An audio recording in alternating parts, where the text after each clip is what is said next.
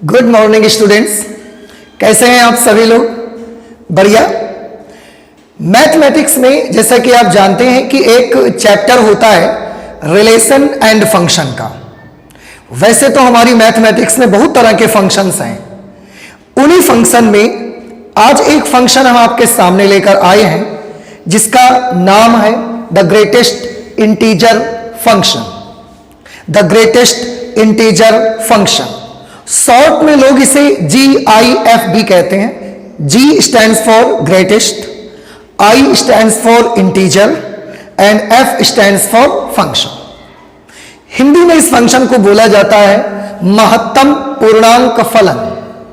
महत्तम पूर्णांक फलन। जैसा कि मैंने बताया कि फंक्शंस तो बहुत टाइप के हैं हमारी मैथमेटिक्स में, पर ये एक ऐसा फंक्शन है जिसको लेकर स्टूडेंट्स के माइंड में बड़े कंफ्यूजन होते हैं और बड़ी प्रॉब्लम्स होती हैं। तो मेरे को फंक्शन से रिलेटेड बहुत सारी कमेंट्स आई कि सर एक बार द ग्रेटेस्ट इंटीजर फंक्शन को क्लियर किया जाए।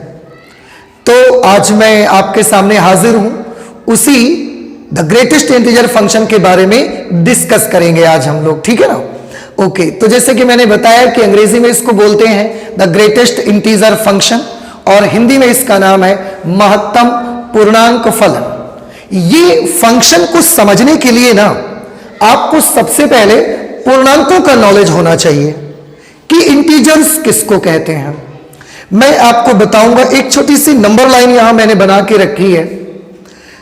वैसे यहां पर मुझे प्रॉपर्टीज मैंने हेडिंग बनाई है, लेकिन क्योंकि मेरे पास जगह नहीं थी तो मैंने एक नंबर लाइन बनाई है। जब इसकी जरूरत खत्म हो जाएगी तो हम इसको इरेज करके यही प्रॉपर्टीज आपको बता देंगे। ओके, चलिए देखते हैं। तो जैसे कि मैंने बोला कि सबसे पहले आपको ये समझने की आवश्यकता है कि पूर्णांक क्या होता है। पूर्णांक को अंग्रेजी में इंटीजर्स कहा जाता है। एक नंबर लाइन मैंने बनाई है। नंबर लाइन के लेफ्ट साइड पे माइनस इंफिनिटी, राइट साइड पे प्लस इंफिनिटी।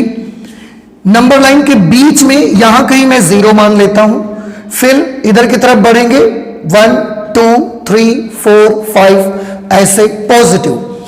लेफ्ट साइड में आएंगे -1 -2 -3 -4 -5 इस तरीके से। पूर्णांक के नाम से ही आपको समझ जाना चाहिए पूर्ण अंक, पूरा अंक। उसमें कोई दशमलव नहीं लगेगा, कोई डेसिमल नहीं आएगा, फ्रैक्शन नहीं आएगी। जब भी आएगा पूरा का पूरा अंक आएगा। 1 आएगा, 2 आएगा, 3 आएगा, 10 आएगा, -4 आएगा, -3 आएगा, -5 आएगा, 0 आएगा। जब आएगा पूरा का पूरा अंक आएगा तो उसे बोलते हैं इंटीजर्स। तो मैंने ये इंटीजर्स यहां पर लिख रखे हैं।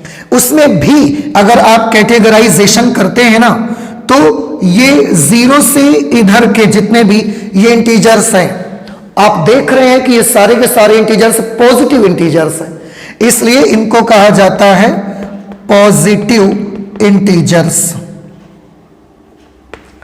ओके, इधर जितने भी ये इंटीजर्स आप देख रहे हैं, जितने ये नेगेटिव इंटीजर्स हैं, सॉरी ये पॉजिटिव इंटीजर आपके यहां तक आ जाएंगे, केवल 0 को छोड़ करके। 0 के जस्ट राइट साइड से जो शुरू हो जाएगा नंबर वो भी पॉजिटिव इंटीजर में आ जाएगा। ऐसे ही 0 को अगर छोड़ दें तो 0 के लेफ्ट में थोड़ा सा भी लेफ्ट से स्टार्ट होके और जहां तक ये नेगेटिव नंबर्स आपको मिलेंगे इन सबको कहा जाता है नेगेटिव इंटीजर्स, ऋणात्मक पूर्णांक कहते हैं। जो 0 होता है ना, 0 को बउआ बोला जाता है न्यूट्रल इंटीजर। इसको कहा जाता है न्यूट्रल इंटीजर।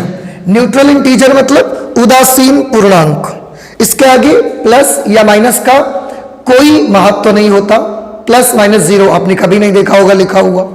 तो ये होते हैं इंटीजर्स। नाउ आई होप कि इंटीजर्स क्या होते हैं ये आपको समझ में आ गया है, ठीक है ना? ओके, तो इंटीजर्स में कौन आएगा? पूर्णांक, हमेशा पूरा अंक आएगा। अब आते हैं इस फलन को समझने के लिए जिसका नाम है महत्तम पूर्णांक फलन।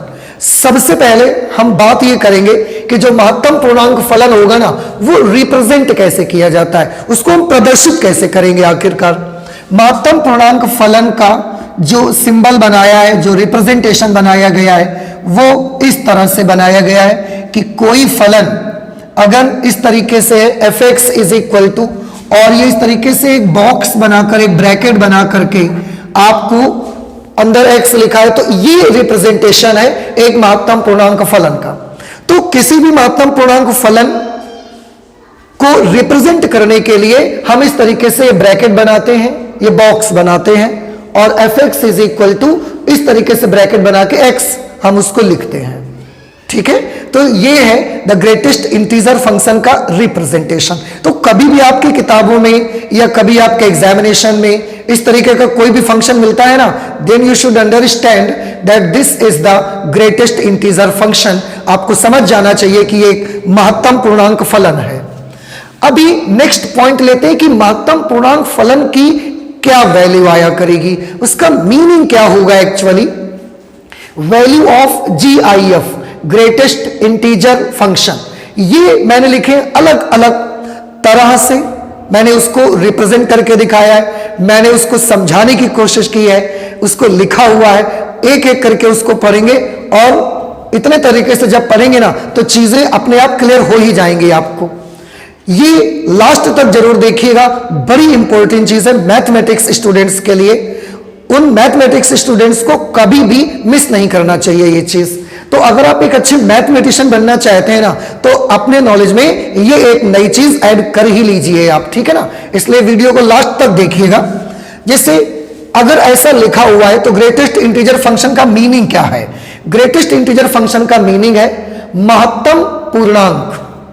महत्तम पूर्णांक मतलब ग्रेटेस्ट इंटीजर, बड़े से बड़ा पूर्णांक, बड़े से बड़ा पूर्णांक। आप जानते हैं लेफ्ट से जैसे ही राइट की ओर चलेंगे पूर्णांक बड़ा होता चला जाएगा, उसकी वैल्यू बढ़ती चली जाएगी। तो इसका मतलब है महत्तम पूर्णांक, बड़े से बड़ा पूर्णांक आपको लेना है, पर याद रहे ऐसा बड़े से बड़ा पूर्णांक होना चाहिए जो x से बड़ा ना हो। मतलब जो अंदर लिखा हो ना, आपको लेना तो पूर्णांक ही है, लेना तो आपको पूर्णांक ही है, पर जो नंबर अंदर लिखा हो उससे बड़ा नहीं होना चाहिए। पूर्णांक के अलावा कुछ लेंगे नहीं आप। जब भी कभी ऐसा लिखा होगा तो उसके आंसर के लिए इंटीजर के अलावा कुछ लेंगे नहीं आप। और ध्यान बहुत रखिएगा कि बड़े से बड़ा पूर्णांक लीजिए, पर यह भी याद रखिए कि जो नंबर इसके अंदर लिखा है आपके द्वारा लिया गया पूर्णांक उस नंबर से बड़ा भी नहीं होना चाहिए, यह भी आपको याद रखना है, ठीक है ना। ओके, इंग्लिश में मैंने यहां लिखा है the greatest integer equal to और लेस देन एक्स। एक ऐसा बड़े से बड़ा पूर्णांक, एक ऐसा बड़े से बड़ा पूर्णांक जो इक्वल टू और लेस देन एक्स, जो इस अंदर लिखे नंबर के या तो बराबर हो, इक्वल टू, और लेस देन एक्स, या तो इस एक्स से छोटा हो। ऐसा ग्रेटेस्ट इंटीजर, ऐसा बड़े से बड़ा पूर्णांक जो उस बॉक्स के अंदर लिखे हुए नंबर से या तो बराबर हो या तो उससे छोटा हो, ऐसा बड़े से बड़ा पूर्णांक लेना है बेटा आपको। ओके, और एक दूसरे तरीके से देखिए, मैंने लिखा है बड़े से बड़ा पूर्णांक जो x से बड़ा ना हो।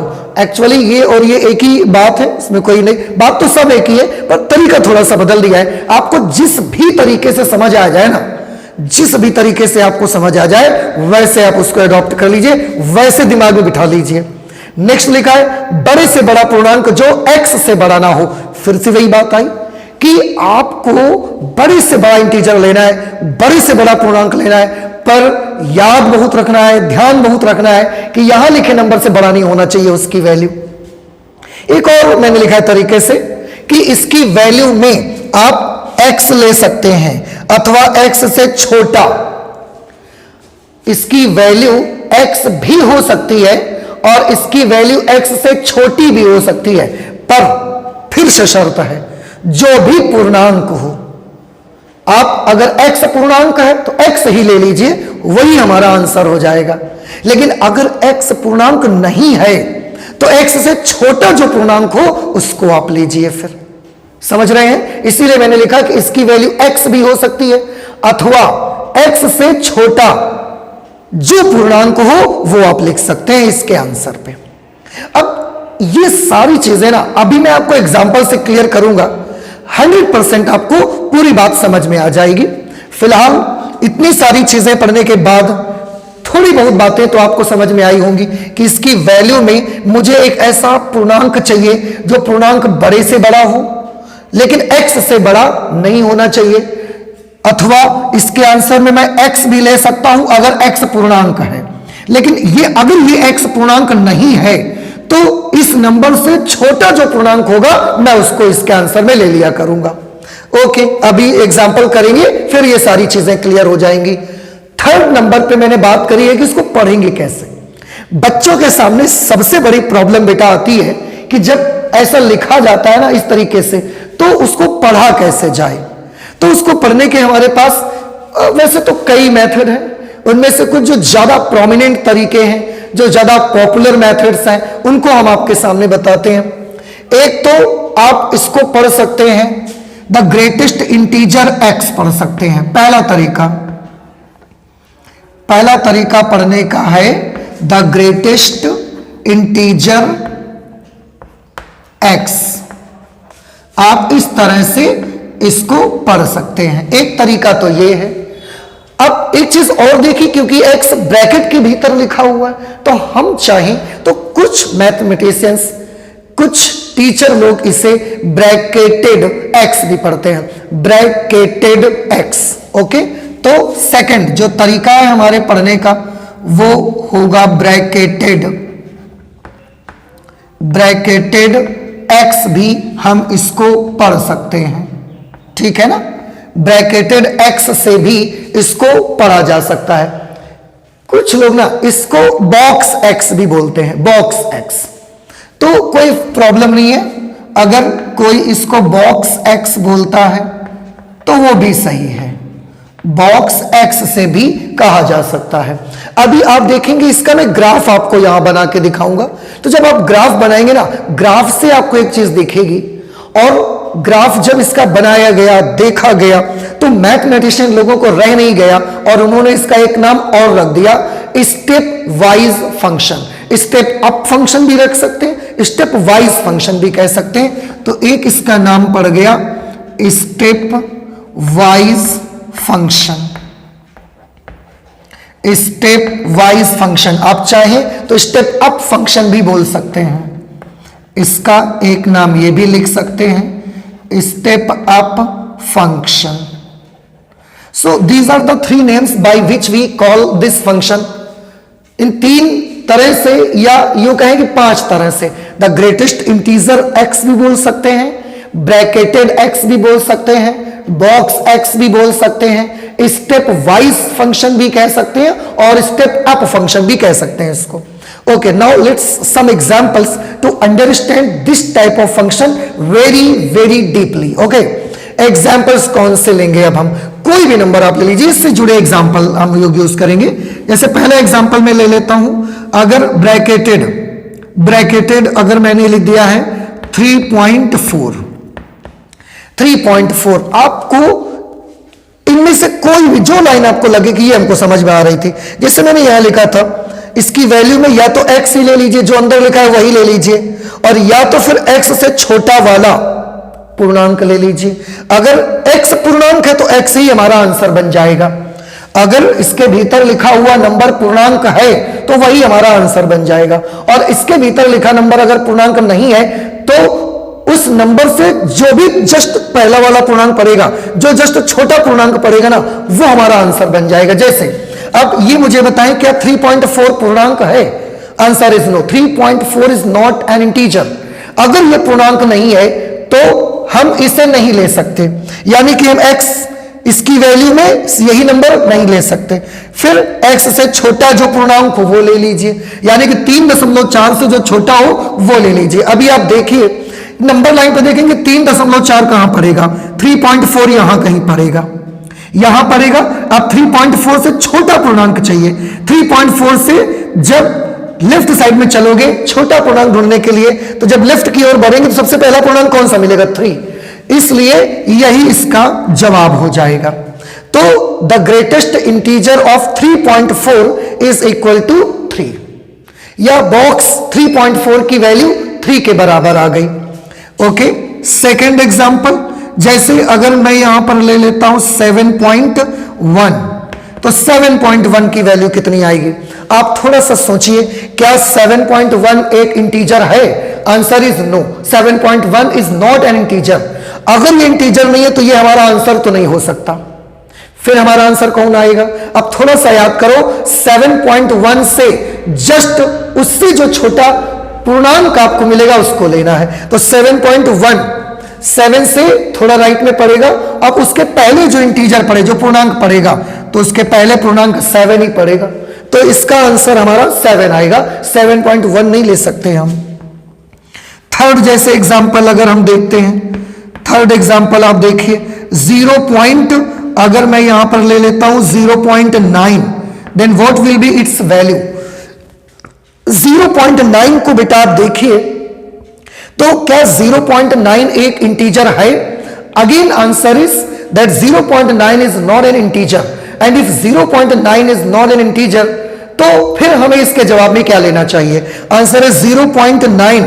अगर इंटीजर होता तो यही आंसर ले लेते, क्योंकि इंटीजर नहीं है, इसलिए इससे लेफ्ट साइड में चलिए, इससे छोटे इंटीजर को ढूंढिए। 0.9 इफेक्ट अगर आप नंबर लाइन पे देखेंगे तो करीब करीब यहां पर आएगा वो, ये 0.9 है, 0.9, पर ये इंटीजर नहीं है तो हम इसको नहीं ले सकते अपने आंसर में। अब हम इसके लेफ्ट साइड पे चलने लगे, जो पहला इंटीजर मिलेगा बस वही हमारा आंसर बन जाएगा, और हमको 0 मिल गया, इसलिए हमारा आंसर 0 बन गया। देखिए फोर्थ, अगर मैं बात करूं कि यहां पर मैंने लिख दिया है 2, अब आप ध्यान से देखिए, क्या आज इस ब्रैकेट के अंदर जो नंबर लिखा है वो इंटीजर है? Answer is yes, this is integer. और अगर ये एक इंटीजर है तो फिर यही हमारा आंसर हो जाएगा। कोई परिवर्तन, कोई बदलाव, कोई अमेंडमेंट इसमें करने की आपको जरूरत है ही नहीं भैया, ये इंटीजर है, और अगर इंटीजर है तो यही ले लीजिए, फिर तो यही आपका जवाब बन गया। पर अगर इसी में ऐसा लिख जाता, 2.5 लिख जाता, फिर आप देखिए 2.5 2 और 3 के बीच में आएगा, दिस इज 2.5, तो क्या 2.5 एक इंटीजर है? Answer is no. अगर 2.5 इंटीजर नहीं है तो इसका जवाब 2.5 नहीं हो सकता। बॉक्स एक्स का जवाब सिर्फ और सिर्फ एक इंटीजर ही हो सकता है। तो इसके लेफ्ट में चलिए, जो पहला इंटीजर मिल जाए वही जवाब दे दीजिए। चलते गए, पहला इंटीजर हमको 2 मिल गया, मेरा जवाब 2 हो जाएगा। तो देखिए 2.5 का ग्रेटेस्ट इंटीजर भी 2 है, और 2 का ग्रेटेस्ट इंटीजर तो 2 है ही। कुछ नेगेटिव नंबर्स लेकर के भी मैं आपको एग्जांपल दिखाता हूं, आप ध्यान से देखिएगा। 6th एग्जांपल जैसे मैं आपको दिखाऊं कि अगर कहीं पर लिखा है -1.2, तो इसकी वैल्यू कितनी आएगी? अब ये देखिए कि -1.2 कहां पड़ेगा नंबर लाइन में? -1 ये है, -1.2 यहां पर कहीं पर पड़ेगा, -1.2। अब क्या -1.2 इंटीजर है? आंसर इज नो, -1.2 इंटीजर नहीं है। तो फिर लेफ्ट की ओर चलिए, और जो पहला इंटीजर मिल जाए वही आंसर लिख दीजिए। पहला इंटीजर हमको मिला -2, तो हमने इसके जवाब में -2 लिख दिया। ध्यान रखिए, इसको देख करके कभी कभी बच्चे कंफ्यूज्ड हो जाते हैं, क्योंकि इसमें अगर 3.4 है तो 3 हमारा आंसर बन गया, 7.1 है तो 7 आंसर बन गया, 0.9 है तो 0 आंसर बन गया, 2 का तो 2 ही बन गया, 2.5 का 2 आंसर बन गया। तो बच्चों को यह लगने लगता है कि इसमें जो पहले लिखा होता है ना वही हमारा जवाब है। आंसर इज नो, ऐसा नहीं है, आपको सोच समझ के जवाब देना है। अगर -1.2 लिखा है तो आपको सबसे पहले सोचना है कि -1.2 कहां पड़ेगा। ये -1 और -2 के बीच में पड़ेगा, ये जिन दो इंटीजर्स के बीच में पड़ेगा ना, उनमें से छोटा वाला इंटीजर आपको लेना है, छोटा वाला इंटीजर लेना है। क्यों? क्योंकि अगर आप -1 ले लेते हैं, -1 अगर ले लेंगे, इसकी वैल्यू अगर -1 ले लेंगे, तो आप देखें बेटा कि जो -1 है वो तो -1/2 से बड़ा हो गया ना, और यहां पर हमने लिखा है बड़े से बड़ा पूर्णांक लीजिए, पर जो अंदर नंबर लिखा हो उससे बड़ा नहीं होना चाहिए। तो हम -1 ले लेते तो वो -1.2 से भी बड़ा निकल जाता, इसलिए वो नहीं ले सकते। उसके लेफ्ट में जो इंटीजर है वो हम ले सकते हैं। ओके, 7 नंबर, अगर यहां हम लिख दें 2.1, तो इसकी वैल्यू क्या आएगी? 2.1 नंबर लाइन पे कहीं यहां पड़ेगा। अब 2.1 कोई इंटीजर तो है नहीं, तो फिर हमें इसके आंसर में क्या लेना चाहिए? हमको इसके लेफ्ट साइड में चलना चाहिए। लेफ्ट में चले, पहला जो इंटीजर मिल गया, कौन सा मिला? -3। तो यही हमारा जवाब इसका हो गया। 8th कोई भी ले लीजिए, -0.1 अगर आपका ये बॉक्स के भीतर लिखा हुआ है तो इसकी वैल्यू कितनी आएगी? पहले देखिए -0.1 कहां पड़ेगा? 0 से छोटा -0.1 यहां कहीं पड़ेगा, -0.1। तो -0.1 अगर इंटीजर होता तो हम यही ले लेते, क्योंकि ये इंटीजर तो है नहीं, तो फिर ये नहीं ले सकते। इसके लेफ्ट में चलिए, लेफ्ट में चलिए, जो सबसे पहला इंटीजर मिल जाए उसी वही आपका आंसर हो जाएगा। तो सबसे पहला इंटीजर -1 मिल रहा है, इसलिए इसका आंसर होगा -1। इसी तरह से अगर कहीं -3 लिखा है तो आप देख सकते हैं, आज ग्रेटेस्ट इंटीजर -3 फाइंड करना है। -3 तो अपने आप में खुद एक इंटीजर है, अगर ये खुद एक इंटीजर है तो फिर यही हमारा जवाब हो जाएगा, हमें इसमें कोई परिवर्तन करने की आवश्यकता नहीं है। इस तरह से द ग्रेटेस्ट इंटीजर फंक्शन को हम एग्जाम्पल की मदद से समझते हैं। आई होप कि ये चीजें करीब करीब आपको समझ में आ गई होंगी। आपको जैसी मर्जी आप वैसे समझ सकते हैं। अगर मैं यहां पर लिख देता हूं -7.9 तो इसकी वैल्यू क्या आएगी?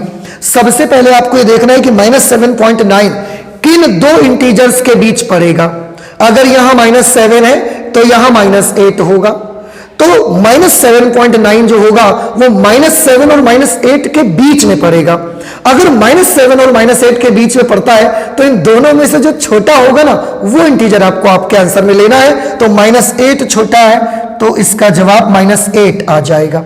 पर इस प्रकार का जो भी फंक्शन है, जो भी वैल्यू होगी, आंसर में इंटीजर ही आने हैं, ये आपको ध्यान रखना है। कोई डेसिमल नंबर आपका आंसर नहीं हो सकता। ठीक है, आई होप कि इतने सारे एग्जांपल्स से मैंने आपको बताया तो अभी आपको ये चीजें क्लियर भी हुई होगी। अब हम देखना चाहते हैं कि अगर ये एक फंक्शन, इसका डोमेन और रेंज क्या होगी। डोमेन और रेंज, डोमेन क्या होता है? जैसे ये फंक्शन लिखा हुआ है, डोमेन किसी भी फलन fx में x की वो वैल्यूज होती हैं जो हमारे फलन को परिभाषित रखती हैं। किसी फलन fx में x की वो वाली वैल्यूज जो हमारे फलन को परिभाषित रखती हैं। अब आप सोच के बताइए, इस फलन में x की क्या कोई ऐसा रियल नंबर है जो इसको अपरिभाषित कर देगा? आप कोई भी रियल नंबर रखिए, हमारा फलन हमेशा परिभाषित ही तो रहेगा। आप x की जगह पर कुछ भी लिख लीजिए, कुछ भी रियल नंबर लिख लीजिए, तो कोई भी रियल नंबर रखेंगे तो ये हमारा फलन कैसा रहेगा? परिभाषित रहेगा। इसलिए हमें जो डोमेन मिला इसका, वो डोमेन मिलेगा the set of all real numbers.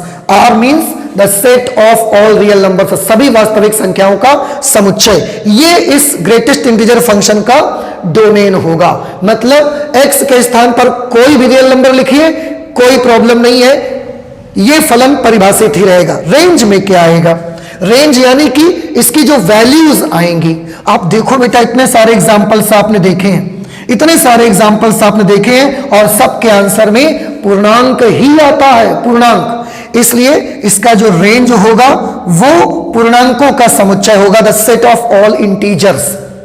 पूर्णांकों का समुच्चय जिसको आप z से रिप्रेजेंट करते हो, वो इसकी रेंज आएगी। तो द ग्रेटेस्ट इंटीजर फंक्शन का जो डोमेन होगा वो होगा the set of all real numbers, सभी वास्तविक संख्याओं का समुच्चय। और द ग्रेटेस्ट इंटीजर फंक्शन का जो रेंज होगा वो होगा z means the set of all integers, सभी पूर्णांकों का समुच्चय। ओके, ये हमने डोमेन और रेंज की बात कर ली। अब हम थोड़ा सा इसका ग्राफिकल रिप्रेजेंटेशन देखना चाहते हैं कि इसका ग्राफ कैसे बनाया जाता है। थोड़ा ध्यान से देखिएगा बेटा। आप इतना सब कुछ करने के बाद एक चीज तो समझ में आ गई आपको कि x की जगह हम 0 लिखें, 0.1, 0.2, 0.3, 0.4, 0.8, 0.9 तक इसकी वैल्यू, ये कोई भी वैल्यू लिखे, 0.1 से लेकर और भी 0 के बिल्कुल नजदीक से लेकर और 0.999 तक, 1 केवल नहीं रखेंगे तो उसकी वैल्यू 0 ही आएगी। देखो बेटा, यहां 0.9 की वैल्यू 0, अगर हम 0.1 निकालते तो भी वैल्यू 0, 0.2 की वैल्यू भी 0 आती, 0.3 की वैल्यू भी 0 आती। तो 0 से लेकर के और 1 के थोड़ा पहले तक इसकी जो वैल्यू आएगी ना वो ऐसा ही इसका ग्राफ चलेगा, ऊपर ग्राफ नहीं उठेगा और यहां पर जाकर ये हमें एक सर्कल बनाना पड़ेगा। क्यों? क्योंकि x इज इक्वल टू 1 पर इसकी वैल्यू 0 नहीं होगी, x इज इक्वल टू 1 पर इसकी वैल्यू 1 हो जाएगी। तो देखो x इज इक्वल टू 1 पर fx की वैल्यू भी 1 आ जाएगी, तो फिर वो ग्राफ इसके सामने बैठेगा। देखो 0.1 पर 0 यानी कि ग्राफ ऊपर उठ नहीं रहा, 0.2 पर 0 अभी भी नहीं उठ रहा, 0.3 पर 0 अभी भी नहीं उठ रहा, 0.9 तक 0, तो ग्राफ उठा ही नहीं, इसके साथ साथ चला। 1 आते ही उसकी वैल्यू 1 हो जाएगी, तो ये ग्राफ यहां पर आ जाएगा। फिर 1.1, 1.2, 1.3, 1.4, 1.5, 1.6, 1.7, 1.8, 1.9 तक 1 ही रहेगी वैल्यू।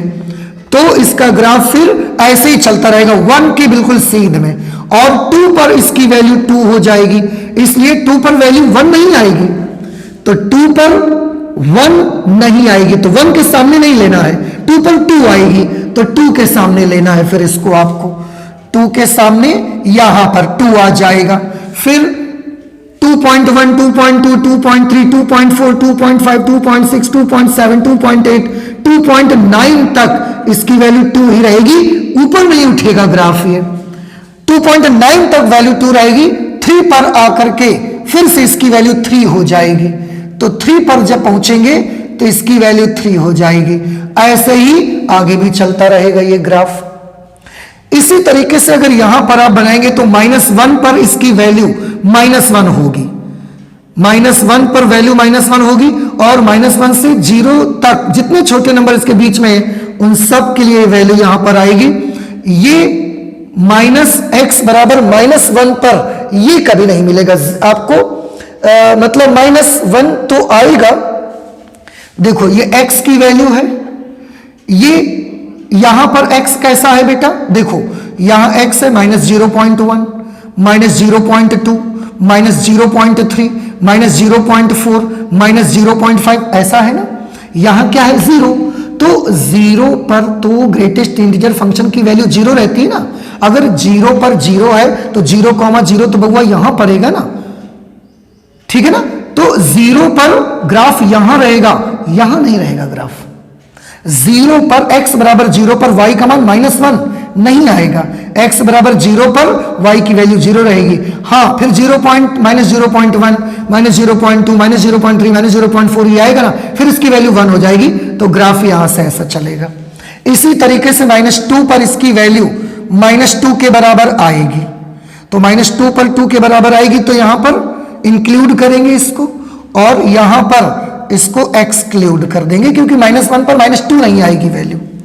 ऐसे ही -3 पर इसकी वैल्यू -3 आएगी, -3 पर इसकी वैल्यू -3 आएगी, पर -2 पर इसकी वैल्यू -2 नहीं आएगी, -2 पर -3 नहीं आएगी, सॉरी, इसलिए ये इंक्लूड नहीं रहेगा, यहां पर मुझे सर्कल बनाना रहेगा। फिर से ध्यान से, -3 पर वैल्यू कितनी आएगी, -3 पर -3 आएगी, तो -3 पर -3 आई तो हमने इसको ले लिया। -2 पर क्या -3 आएगी, नहीं आएगी, इसलिए -2 पर -3 वाली जगह पे डार्क नहीं करना, उस जगह सर्कल ही बनाना है। तो इस तरीके का ग्राफ इसका बनता है, समझ रहे हैं ना। आगे और भी नंबर में बनाता तो आगे और भी ग्राफ बनता चला जाता। और एक चीज देखिए, आपको नहीं लगता ऐसे ये सीढ़ियों जैसे ग्राफ लग रहा है, ऐसे ये इस तरीके से स्टेप्स जैसा लग रहा है, इसीलिए इसका नाम रखा गया था step wise function. Step wise function इसका नाम रखा गया था, और क्योंकि ऊपर की तरफ चढ़ती हुई सीढ़ियां हैं, इसलिए इसको कभी कभी या आप स्टेप अप फंक्शन भी कह सकते हैं। ओके, आई होप कि ये चीज आपको समझ में आई होगी। यहां पर कुछ छोटी छोटी चीजें और दिखाई गई हैं आपको, जैसे एक चीज यहां दिखाई गई कि अगर आपके x का मान, ये देखो इंटरवल्स बने हैं, closed open interval, closed open, closed open, closed open, closed open, closed open, ये कुछ इंटरवल्स होते हैं। इंटरवल्स अभी हमने आपको नहीं बताए हैं, पर अगली वीडियो में हम इंटरवल्स के बारे में नॉलेज आपके लिए लेकर के आएंगे। आज इसको समझ लीजिए, अगली वीडियो में हम इंटरवल्स के बारे में आपको समझाएंगे। क्लोज्ड ओपन इंटरवल का मतलब है 0 ले सकते हैं, 0 इंक्लूड है, 1 की तरफ ओपन है तो 1 नहीं ले सकते, और 0 से 1 तक के सारे नंबर ले सकते हैं। अब आप देखो 0 से 1 तक के सारे नंबर जब आप लोगे ना 1 को छोड़ करके, तो इसकी वैल्यू कितनी आएगी? 0। वो देखो 0 लिखा हुआ है। अगर आपका x 1 से लेकर के और 2 से कम तक है, 1 से लेकर के 2 से कम तक है, तो इसकी वैल्यू आपको क्या मिलेगी? 1 मिलेगी। 2 से लेकर 3, 2 ले रहे हैं, 3 नहीं ले रहे हैं, मतलब 2 से 3 के बीच के सारे ले रहे हैं। 2 ले रहे हैं, 3 नहीं ले रहे हैं, और 2 से 3 के बीच के सारे नंबर ले रहे हैं, मतलब 2 ले रहे हैं, 2.1, 2.2, 2.3, 2.4, 2.5, ये सब ले रहे हैं। और इन सब पर ग्रेटेस्ट इंटीजर फंक्शन कितनी वैल्यू देगा हमको? 2। तो इन सब पर ग्रेटेस्ट इंटीजर फंक्शन हमको कितनी वैल्यू देगा? 2 के बराबर देगा। ऐसे इसमें आप देखिए 1 ले रहे हैं, 2 नहीं ले रहे हैं, इनके बीच के सब ले रहे हैं, 1.1, 1.2, 1.3, 1.4, 1.5, 1.6, 1.7, 1.8, 1.9, और इन सब के लिए ग्रेटेस्ट इंटीजर फंक्शन की वैल्यू निकाल के लाइए, आपको 1 मिलेगी। इन सब के लिए 1 मिलेगी आपको।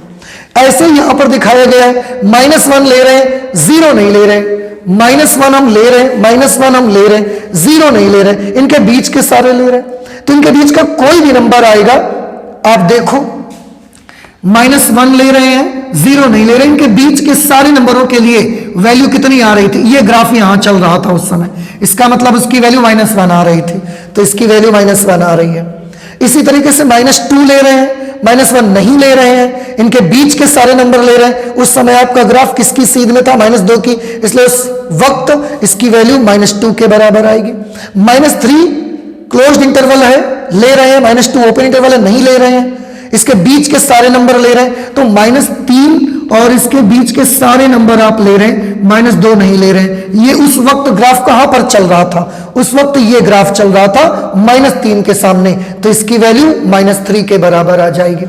आप -3 ले सकते हैं, -2 नहीं ले सकते, इनके बीच का कोई नंबर लीजिए, -2.9, -2.8, -2.7, -2.6, -2.5, -2.4, -2.3, -2.2, -2.1, कोई भी लीजिए, उसकी वैल्यू हमेशा -3 ही आपको मिल जाएगी। इसलिए ये यहां लिख के दिखाए गए। आई होप कि ग्राफ आपको समझ में आया है, और ये इंटरवल्स लेकर के हमने जो आपको समझाया ये समझ में आया होगा।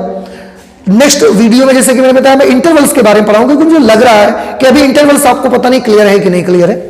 ओके, प्रॉपर्टीज क्या क्या होती है। अब मैं ना इस नंबर लाइन को इरेज कर दूंगा यहां से, और इसी जगह पर मैं इससे रिलेटेड जो प्रॉपर्टीज हैं उनका जिक्र करूंगा। थोड़ा ध्यान से देखिएगा, बड़ी अच्छी प्रॉपर्टीज हैं। अगर इतना सारा कुछ आपने समझ लिया तो द ग्रेटेस्ट इंटीजर फंक्शन आपको पूरी तरीके से समझ में आ जाएगा। पहली प्रॉपर्टी जैसे कि मैं बताऊं, जैसे ऐसे लिखा है ब्रैकेटेड एक्स, आप कितने भी ब्रैकेट लगा लीजिए, इस पे कितने भी ब्रैकेट लगा लीजिए, हर हाल में इसकी वैल्यू आनी कितनी है? हर हाल में इसकी वैल्यू तो x के बराबर ही आनी है बेटा। कैसे? जैसे एक एग्जांपल से मैं इसको क्लियर करता हूं आपको, मैं यहां पर बता देता हूं इसे। जैसे मैंने आपसे पूछा कि 2.4 की वैल्यू बताओ कितनी है, तो ऑब्वियस सी चीज है, आप इसकी वैल्यू क्या बताओगे? 2। अब इसके बाद इस पर मैंने एक और ब्रैकेट लगा दिया, इसका मतलब है इसकी वैल्यू कितनी हो गई? 2। अब ये वाला ब्रैकेट जो लगा है ये लगा दीजिए, तो उसकी वैल्यू भी कितनी आएगी? अब इस ब्रैकेट के भीतर क्या आ गया? इंटीजर। और जब इंटीजर बॉक्स के भीतर आएगा तो इंटीजर ही तो हमारा आंसर होगा। इसलिए एक ब्रैकेटेड x लिखने से जो वैल्यू आती है, आप चाहे 10 ब्रैकेटेड x लगा दीजिए, वैल्यू उसकी x के बराबर ही आएगी। जो एक बार इंटीजर आना होगा, x या x से छोटा इंटीजर, x या x से छोटा पूर्णांक, यही इसका जवाब आपको मिलेगा। ये आपको याद रखना है, x मिल जाएगा या x से छोटा, लेकिन मिलेगा पूर्णांक ही। बहुत ध्यान रखिए। एक बार मैं फिर से और क्लियर कर दूं आपको, जैसे मैंने यहां लिखा 1.7, एक बॉक्स लगाया, तो इसकी वैल्यू आप क्या बताएंगे? 1। अगर मैं दोबारा ऐसे एक और लगा दूं तो वो चीज इस पे लगेगी आके, और इसकी वैल्यू कितनी आएगी? इसकी वैल्यू तो 1 के बराबर आएगी ना, जैसे इसकी आई थी। तो आप चाहे 50 ब्रैकेट लगा लें, पर आंसर में x या x से छोटा पूर्णांक, जो भी पूर्णांक होगा वही आएगा उसके जवाब में। ठीक है, सेकंड प्रॉपर्टी आप देखिए। सेकंड प्रॉपर्टी में मैं आपको ये लिख के दिखाऊंगा x प्लस आई। आई एक इंटीजर है, आई एक पूर्णांक है, ठीक। अगर कोई नंबर यहां लिखा है रियल नंबर और उसके साथ एक पूर्णांक लिखा है तो आप इसे ऐसे कर सकते हैं, बॉक्स x प्लस आई। अगर एक रियल नंबर के साथ में, किसी भी रियल नंबर के साथ में एक पूर्णांक लिखा है तो उस रियल नंबर को अलग ब्रैकेटेड x बना सकते हैं और जो पूर्णांक है उसको आप अलग लिख सकते हैं। इसको थोड़ा समझने की कोशिश करिए कि ये कैसे आ जाएगा। इसको आपको मैं इस जगह पर समझा देता हूं, यहां पर आप देख लीजिए। जैसे कभी लिखा हुआ है 5.4 प्लस 3, आप देखिए ये एक रियल नंबर है, उसके बगल में एक इंटीजर है, तो मैंने बोला कि इसे आप क्या लिख सकते हो, इसे आप लिख सकते हो 5.4 प्लस 3। इंटीजर को आप अलग कर सकते हो। अब ब्रैकेटेड 5.4 की वैल्यू क्या होगी आप समझ चुके हैं, इसकी वैल्यू आ जाएगी 5 और ये कितना आएगा 3। इस तरीके से इसका आंसर आ जाएगा 8। अब आप देखो यहां से भी अगर आप निकालते, इसको जोड़ते तो इसकी वैल्यू कितनी आती, 8.4 और 8.4 का जो ग्रेटेस्ट इंटीजर फंक्शन है वो कितना आता, 8 आता। तो इस तरीके से अगर किसी रियल नंबर के साथ में कोई इंटीजर लगा हुआ है यहां पर तो उस रियल नंबर में बॉक्स लगाइए, इंटीजर को आप बाहर कर सकते हैं, सेम वैल्यू देगा, डायरेक्ट करने से जितनी वैल्यू आएगी आपकी वही यहां पर मिलेगी। तो एक ये प्रॉपर्टी हो गई सेकंड प्रॉपर्टी इसकी। इसमें एक प्रॉपर्टी और आती है, इसको भी आप ध्यान से देखिए, यहां पर मैं बताता हूं आपको कि कभी भी थर्ड प्रॉपर्टी, कभी भी ऐसा लिखा हो x लिखा हो और प्लस यहां पर इस तरीके से -x लिखा हो तो इसकी दो वैल्यूज आती हैं, bracketed x plus bracketed -x अगर लिखा है तो बेटा इसकी दो वैल्यूज हो सकती हैं। कौन कौन सी वैल्यूज हो सकती हैं, एक तो इसकी वैल्यू हो सकती है 0 और एक इसकी वैल्यू हो सकती है -1, बस इसके अलावा इसकी कोई वैल्यू नहीं हो सकती। अब इसकी वैल्यू 0 कब होगी, 0 तब होगी जब x एक इंटीजर होगा और इसकी वैल्यू -1 कब आएगी, जब x इंटीजर नहीं होगा। कैसे, थोड़ा सा समझने की कोशिश करें बेटा। अगर x इंटीजर है मतलब यहां पर मैं एग्जांपल देता हूं, 2 ले लेते हैं, तो यहां पर मैंने 2 लिखा, यहां पर मैंने -2 लिखा क्योंकि x और -x, इसकी वैल्यू क्या आएगी 2 और इसकी वैल्यू कितनी आएगी -2। इस तरीके से कैंसिल होके ये क्या हो जाएंगे 0। तो अगर x इंटीजर, अब देखो 0 कब आया, जब हमने x के स्थान पर पूर्णांक ले लिया तब इसकी वैल्यू 0 आ गई। और अगर x पूर्णांक नहीं होता तो क्या होता, ध्यान से देखिएगा, मैं यहां पर ले लेता हूं कोई भी ऐसा नंबर जो पूर्णांक नहीं है, तो 2.4 मैंने ले लिया तो यहां पर हो जाएगा -2.4, ठीक है। अब आप ध्यान से देखिए 2.4 की वैल्यू 2 आ जाएगी, -2.4 की वैल्यू कितनी आएगी, -2.1 की वैल्यू -3 आई थी तो -2.4 की वैल्यू भी -3 आएगी, तो -2.4 की वैल्यू -3 आ जाएगी। अब 2 - 3 की वैल्यू कितनी आएगी -1, तो वो -1 आ गया।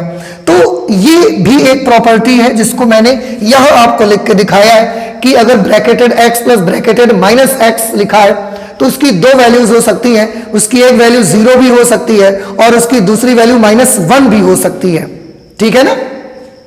0 होगी जब x इंटीजर नहीं है और -1 होगी जब आई एम सॉरी 0 होगी जब x इंटीजर है और इसकी वैल्यू -1 आएगी जब x इंटीजर नहीं है। मैंने एग्जांपल्स भी आपको दिखाए हैं, आई होप कि ये समझ में आ गया होगा। प्रॉपर्टीज तो और भी बहुत सारी हैं लेकिन ये 3 प्रॉपर्टीज ज्यादा इंपॉर्टेंट प्रॉपर्टीज हैं, इन्हें थोड़ा सा आपको ध्यान रखना है जरा, ये तीनों प्रॉपर्टीज के बारे में, ठीक है। तो आज ये जो हमने आज पढ़ा ना, द ग्रेटेस्ट इंटीजर फंक्शन के बारे में पढ़ा हुआ है। वैसे तो हमने लगभग सारी चीजें कवर कर ली हैं महत्तम पूर्णांक फलन को लेकर के, लेकिन फिर भी अगर मेरे बच्चों के मन में, आपके मन में कोई प्रॉब्लम आता है, कोई डाउट अगर रह जाता है तो प्लीज जरूर आप मुझे बताइएगा।